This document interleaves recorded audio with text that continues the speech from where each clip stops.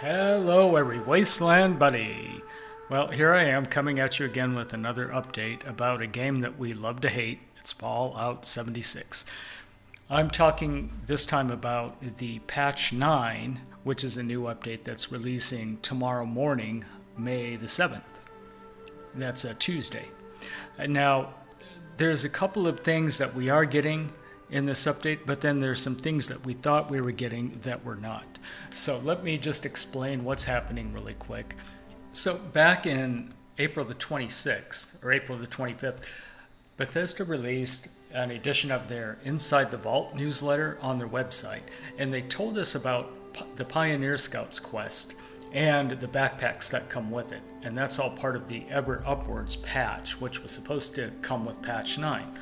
But as it turns out, there was another Inside the Vault update, and it previews this patch 9 that's coming out tomorrow, Tuesday morning. And what the patch mentions, or what the newsletter mentions, is player vending machines. We're finally getting those. We're not getting a legendary vendor yet, but we're getting a legendary exchange machine. And I'll tell you about that in a second. And then we're getting some survival scoreboard updates that I don't care about, and then some weapons adjustments and bug fixes. But there's no mention of the Pioneer Scouts missions or the backpacks, so we're not getting those tomorrow. We're going to get those probably in the next week or 2 weeks. But anyway, let's just talk about player vending machines really quick, and you see it on the screen right now. So patch 9 does give us the personal vending machines finally, where you can add up to 30 items, I believe is the limit, and then you can attract other people to come and buy your stuff in this vending machine. And that's apparently what the vending machine looks like right on the screen. And other players will be able to mouse over your camp, because now your camp will show up if you have a player vending machine, and then they can actually look and see what you have right on their map without even heading over there. So that's useful.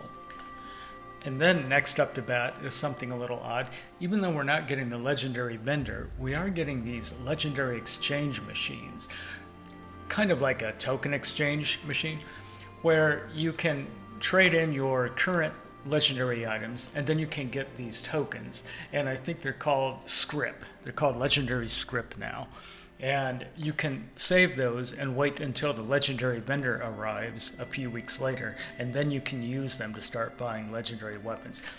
And I think once the legendary vendor is in the game, I don't think you'll have to trade with just her. I think you can still use these legendary exchange machines on the road or something. I think these exchange machines will show up at all of the train stations, and that makes sense. So you don't, because there's only one legendary vendor, and you shouldn't have to constantly travel all the way over to her to exchange items. And then, like I said, there was a scoreboard update for survival mode, and I just don't care about that, so I'm not even going to mention it. But you can click the link to the Inside the Vault newsletter if you really are interested in it. Now, there are a few weapons adjustments. Plasma weapons are getting a bump. They're becoming more powerful.